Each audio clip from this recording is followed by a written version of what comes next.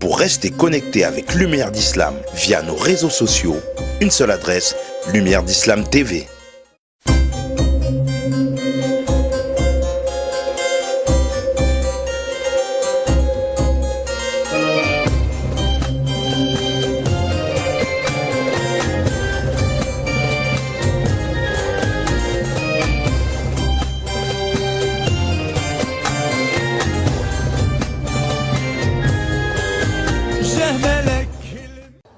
Bonjour à toutes, bonjour à tous, bienvenue dans ce nouveau numéro de Lumière d'Islam. J'ai le plaisir aujourd'hui d'accueillir Abdelali El-Ma'moun et on va parler ensemble des conditions du mariage en islam. C'est une question que vous me posez beaucoup.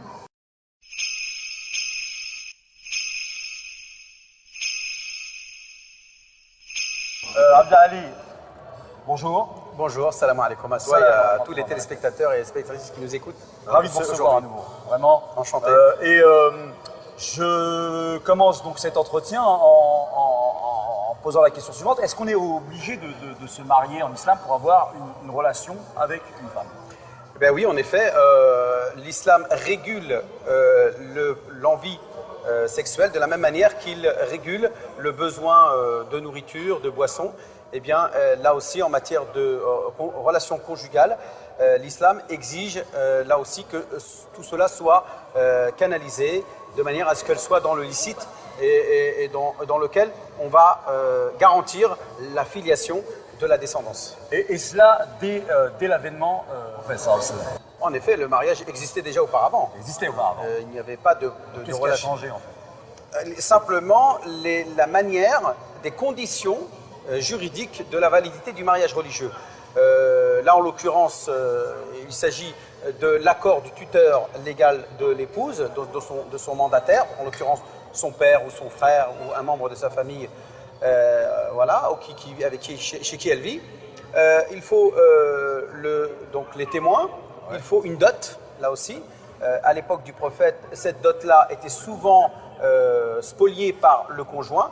L'islam a interdit par des textes coraniques, le verset 5, sourate 5 de Sourate Al-Ma'idah, explicitant la matière, qu'il n'est pas permis à un prétendant, à un conjoint, de s'accaparer la dot d'une femme alors qu'ils viennent de consommer le mariage. Si vous leur accordez à l'une d'entre elles un quintal d'or et de dot, il ne vous est pas permis de vous l'accaparer de manière calomnieuse. Et comment vous permettez-vous de le prendre alors que vous avez consommé l'un et l'autre le mariage et que nous avons établi entre vous deux un pacte lourd de conséquences. Alors, que sait-on sur sur le prophète et ses épouses? Comment lui vivait le mariage? Le prophète s'est marié avec au moins 11 femmes. On sait qu'il s'est marié avec au moins 11 femmes. Il a laissé derrière lui, après sa mort, 9 femmes vivantes. Donc 2 femmes sont décédées de son vivant. En l'occurrence, la première, Khadija bint Khuwaylid radiyallahu anha, que Dieu l'agrée, est morte avant son émigration de la Mecque vers Médine.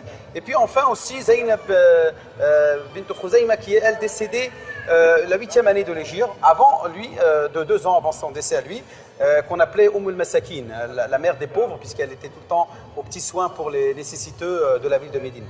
C'est donc le reste de ses épouses qui ont vécu avec lui une relation d'une intensité énorme.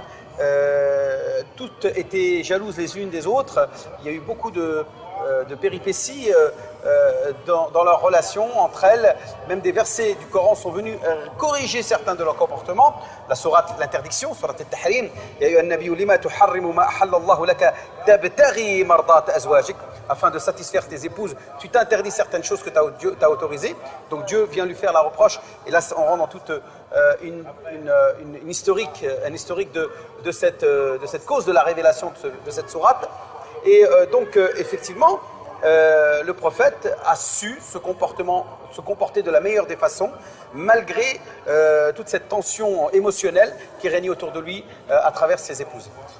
Et il était aussi sollicité par les autres femmes qui venaient lui demander conseil pour vivre leur mariage à elle.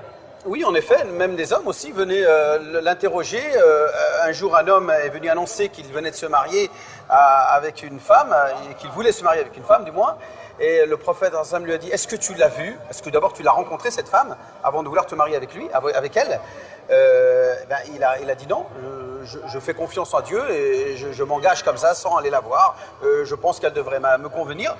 Mais le prophète lui a dit, mais non, il lui a dit, Undur ilayha fa innahu ahra an yu'dama baynakuma, va la voir.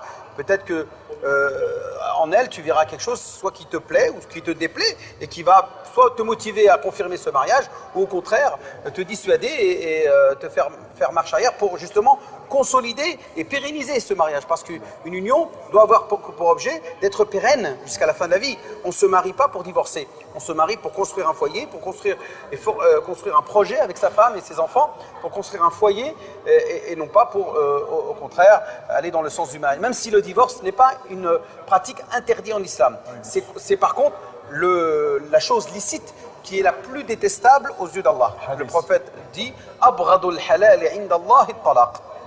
Voilà.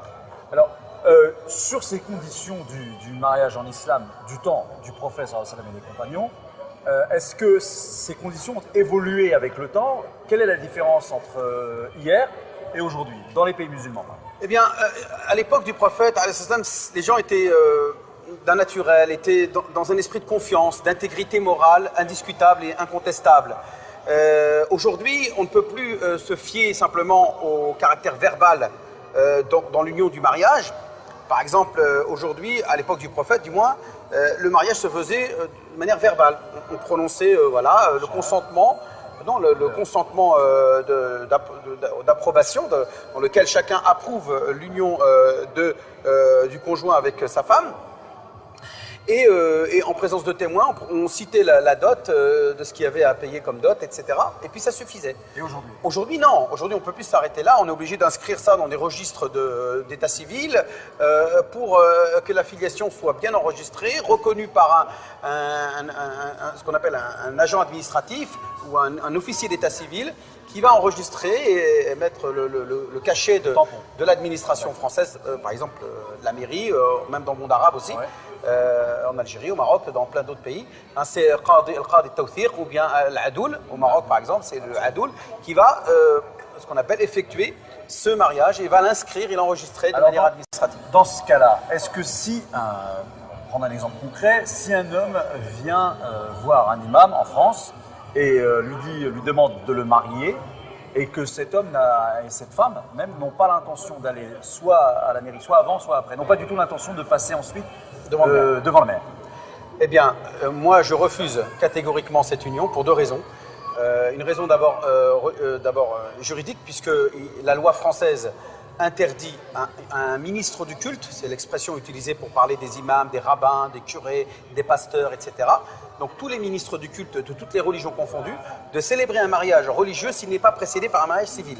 L'article 432-21 du Code pénal condamne même à 6 mois de prison, jusqu'à 6 mois de prison et 7 500 € d'amende, tout ministre du culte qui célébrerait un mariage religieux qui n'est pas précédé par un mariage civil. Donc il faut impérativement que ce couple présente à l'imam, au curé, au rabbin, selon la confession du couple, présente un livret de famille ou un contrat de mariage ou un acte de mariage qui prouve bien leur union civile. Et est-ce que c'est aussi non valable, selon vous, d'un point de vue religieux? Oui, d'un point de vue religieux tout simplement, parce que comme je l'évoquais tout à l'heure, la crédibilité aujourd'hui du contrat religieux est faillible, puisque aujourd'hui on accepte, quand tout va bien, de se marier conformément aux préceptes du Coran et de la sunna du prophète Mohammed sallallahu alayhi wa sallam, l'expression ala kitabillah wa sunnati rasulillah, mais quand tout va mal, on ne reconnaît ni Dieu, ni le Coran, ni Mohammed, ni l'islam, ni rien du tout, va jouer ailleurs et le couple se sépare dans des situations catastrophiques. Et rien ne prouve l'affiliation de l'enfant qui est déjà en train de pousser dans le ventre de sa mère. La femme et son enfant se retrouvent elles-mêmes sans aucune preuve d'affiliation, et on peut même appeler l'enfant demain un enfant sans père, quoi. Et ça, c'est catastrophique, c'est dramatique.